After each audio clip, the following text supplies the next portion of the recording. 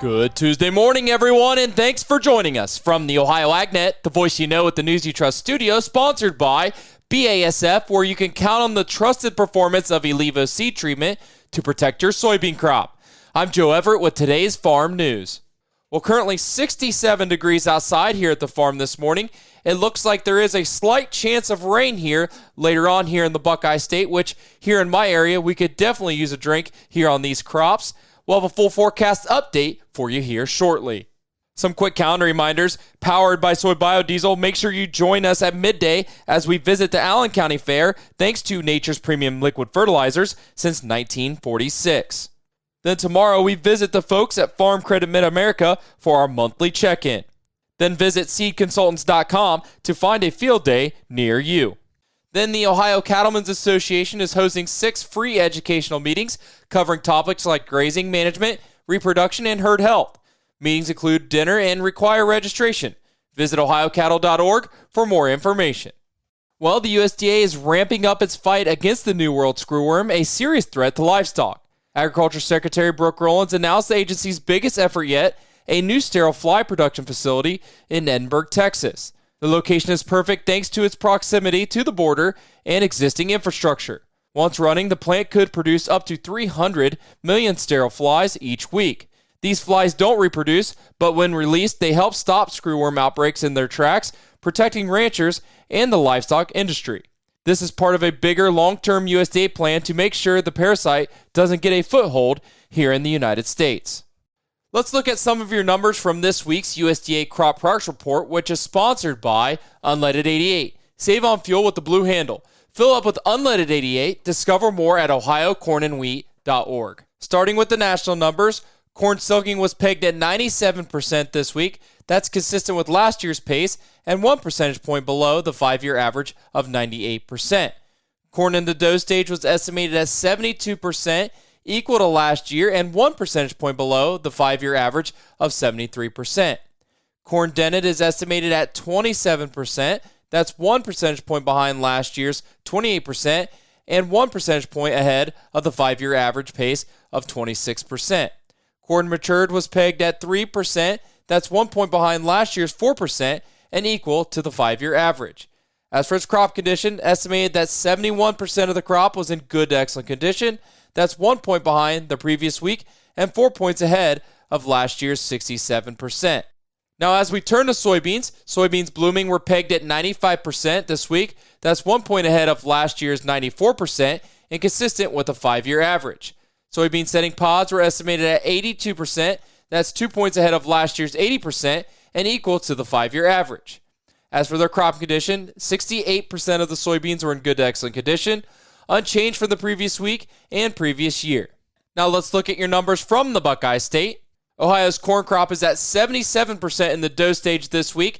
That is 8 points ahead of the 5-year average. Corn dented is at 16% this week. That is 2 points behind the 5-year average. And corn matured is rated at 1% this week. That is even with the 5-year average. As for soybeans, they are moving along nicely as well, with all but 3% blooming and 87% setting pods. Stay tuned. We'll be back with today's weather after this.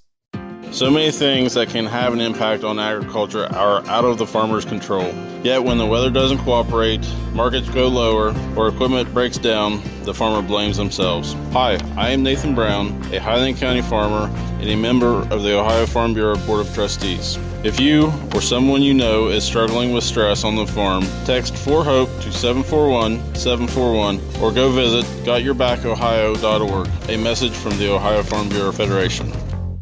You're tuning in on the Ohio AgNet. Today's weather brought to us by Seed Consultants. Simply better performance online at seedconsultants.com.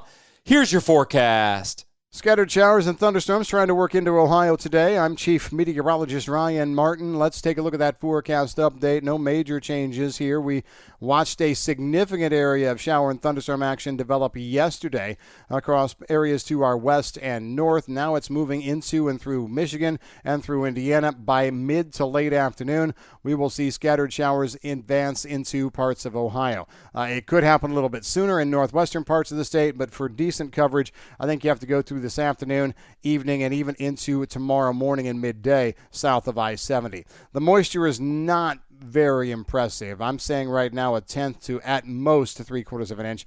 Coverage around 60 to 75% of the Buckeye State, but it is some moisture, and by the time we get to Wednesday afternoon, it is done. Clouds will be breaking up, giving way to better sunshine potential. We have less humid air trying to fill in behind this for later Thursday and Friday. The weekend looks very comfortable overall. Temperatures are going to be pleasant through the period. I do think we have to watch for a few scattered showers developing late Sunday afternoon, Sunday evening into early Monday, but it's a quick hit thing here and gone. Then for Monday, Tuesday, Wednesday of next week, we have a reinforcing shot of Canadian air coming in. Once again, very pleasant, lower humidity values before bigger rains come next Thursday, Friday, and again the following Saturday. That's a look at your forecast update. I'm Chief Meteorologist Ryan Martin. Hey, thanks, Ryan. Well, one of the most important independent measures of American crop production is well underway this week amidst several challenges which are making it harder than ever to predict yield. One of those crucial statistics driving the Corn Belt economy. The 33rd Annual Pro Farmer Crop Tour runs through August 21st and will send scouts to fields in 7 states to measure corn and soybean potential. Lane Aker, Pro Farmer economist and Eastern Tour leader, says they're eager to get out in the fields. USDA is forecasting some huge numbers in states like Iowa, Illinois, Indiana, Minnesota, Missouri, and South Dakota based on satellite imagery and feedback from farmer surveys. Aker said, USDA no longer collects objective yield samples in August, so the crop tour is the first to broadly measure ear population and pod counts from actual fields in the Corn Belt. They'll pull more than 1,600 corn and 1,600 soybean samples. Well, the USDA's August forecast for beef production and steer prices reflect the cause and effect of continued tightening beef supplies and strong consumer demand. Let's check in with Rod Bain from the U.S. Department of Agriculture. Beef supplies should continue to tighten for this calendar year and next. The driving factor behind these forecasts this month, reduced cattle placements, especially in the second half of 2025, along with lower cow slaughter. That's going to tighten up supplies the second half of this year, and we expect that to carry into 2026 as well. USDA World Agricultural Outlook Board Chair Mark Jekanowski says corresponding to expected less beef production, steer price forecasts for 2025 and 26 were increased again from the previous month. 2025 steer price forecast, we raised by $5.75 per hundredweight to just over $227 per hundredweight. And next year, we're looking at a current forecast at $243.50 per hundredweight. That's up $15 per hundredweight just this month in terms of that forecast, and it would be up $16.44 per hundredweight year over year. I'm Rod Bain reporting for the U.S. Department of Agriculture in Washington, D.C. Hey, thanks, Rod. Well, the U.S. government sued California to stop it from enforcing stringent emission standards for heavy-duty trucks that President Donald Trump recently declared void. In complaints filed this week in 2 federal courts, the Justice Department said the federal law preempts the California Air Resources Board from enforcing various emission rules governing heavy-duty trucks and engines. That includes the Clean Truck Partnership, an initiative with manufacturers designed to advance California's goal of lowering emissions while giving the truck-making industry the flexibility to meet emissions requirements. The Justice Department recently sued after the House committee learned that staff at the California Air Resources Board won't let the manufacturers bring vehicles to market unless they comply with California's preempted standards. Well, farmers and landowners, mark your calendars for a series of events focused on soil health and sustainable farming practices across Ohio. First up, on Wednesday, August 27th, the Ohio Farm Bureau and the Ohio No-Till Council are hosting an evening at the Fred Yoder Farm in Plain City, starting at 5 p.m. The theme is Healthy Soils, Healthy Food, and Healthy People. Farm Bureau members in Madison, Union, Delaware, and Franklin counties attend free. Others can join for $20, including a meal with barbecue pork sandwiches. Landowners will hear from no-till farmers about how these practices conserve soil and add value. The very next day, Thursday, August 28th, OSU Lima hosts the Soil Health and Water Management Field Day from 8:30 to 3:45 p.m., featuring cover crop plots, irrigation demos, and water retention strategies. Farmers and experts will discuss building soil health and financial benefits of cover crops. Registration is $25. Then looking ahead to September 4th, OSU, South Centers, and Piketon will showcase 20 years of no-till and cover crop research, including innovations like nano-fertilization and smartphone-based AI tools for farm management. The evening event begins at 5:45 p.m. with a meal. And on September 9th, cover crop enthusiasts can attend an evening session at the Ramsey Homestead in Russellvania, exploring how these crops help farms stay resilient in changing climates. For more information and details on these events, you can find this full article at ohioagnet.com. Stay tuned. We'll be back with your grain analysis and your overnight markets after this. Attention construction pros. Purple Wave Auction brings quality equipment to your fingertips. Join our bi-weekly online auctions featuring dozers, excavators, loaders, and more.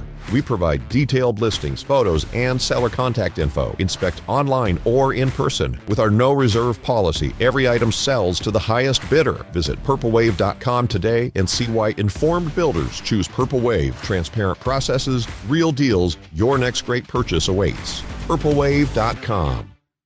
Nearly 90% of farmers say that financial worries, constantly changing market conditions, and other uncontrollable variables take a toll on their mental well-being.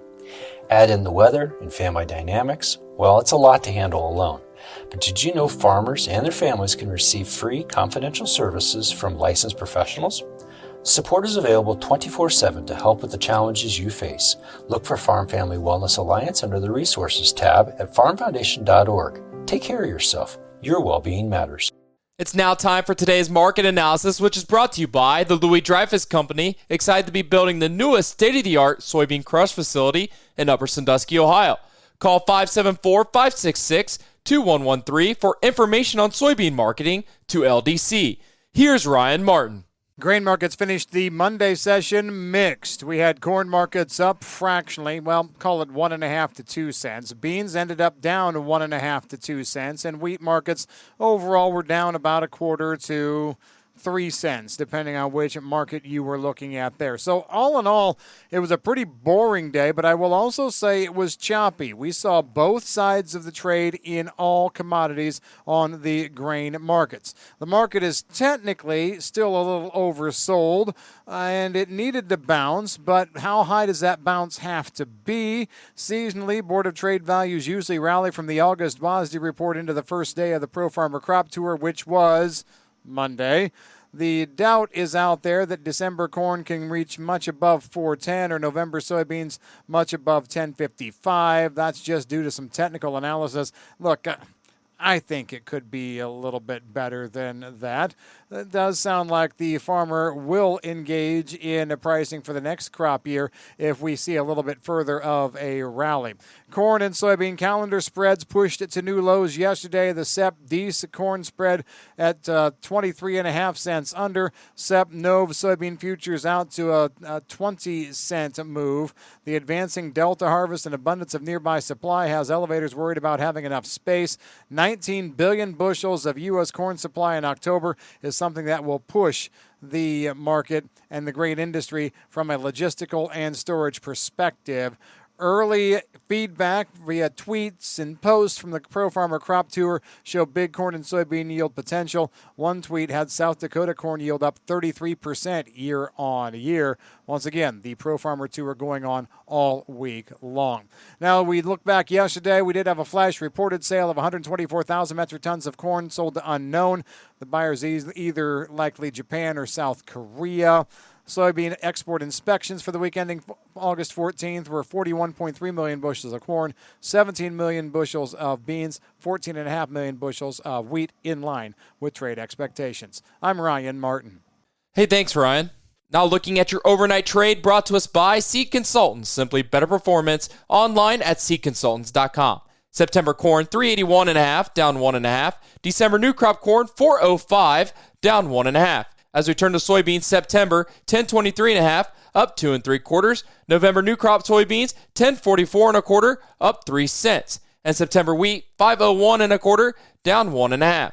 As we turn to livestock from yesterday's close, August live cattle, 236.72, up 47 cents. October live cattle, 231.17, up 52 cents. October lean hogs, 91.12, up 2 cents. and September feeder cattle $350.92, up $3.57. Have a great day, everyone, and thanks for joining us. This is the Ohio AgNet.